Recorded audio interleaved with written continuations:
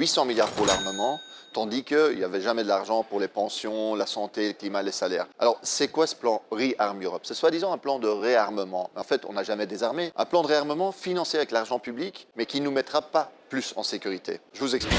800 milliards d'euros, c'est une annonce énorme. Donc, c'est énormément d'argent. Pour comparer, ça fait 4 fois le budget total de l'Union européenne sur un an. 4 fois le budget total. C'est plus qu'on a mis en 7 ans pour lutter contre le changement climatique. Et comme je disais, quand il s'agit d'investir pour nous, pour nos santé, nos services publics, les écoles, les classes, etc. À chaque fois, l'Union européenne est là avec le petit doigt levé en disant qu'il n'y a pas d'argent. Mais là, tout d'un coup, baguette magique, 800 milliards pour la guerre. Où est-ce que cet argent va aller? Cet argent va aller tout d'abord vers les actionnaires, les grands patrons de l'industrie de l'armement. On peut le voir d'ailleurs en bourse. En quelques jours après l'annonce par la Commission européenne de ce plan, les actions des grosses boîtes comme Rheinmetall, Thales, BAE ont explosé. Un cadeau pour les actionnaires, tandis que pour les autres, pour nous, on va nous expliquer que ce sera encore l'austérité, des milliards de notre argent dans leur poche. Et tout cet argent, est-ce qu'il va nous garantir une sécurité?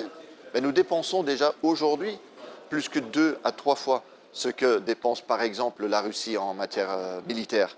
Est-ce que ça veut dire qu'on n'est pas capable de se défendre avec cet argent? Pourquoi? Soit on nous ment, soit ils sont en train de gaspiller l'argent. Ce qu'il nous faut, c'est coopérer plus d'une part, c'est vrai, mais pas construire une Europe va-t-en-guerre. Plus de diplomatie, plus de coopération, et ça nous permet d'utiliser cet argent pour le social, pour le climat. Parce que quand on parle sécurité, mais vous n'avez plus de service d'urgence, vous devez attendre dans les couloirs pendant que vous faites un arrêt cardiaque, vous n'avez pas de sécurité non plus. Et donc ce plan Rearm Europe, ce sera d'une part une catastrophe sociale, et d'autre part une course aux armements et toujours plus de guerres. Parce que vous n'allez pas construire des chars pour ne pas les utiliser, sinon ça ne vous sert à rien. Ce sont les deux raisons pour lesquelles on s'y oppose. On va continuer à s'y opposer.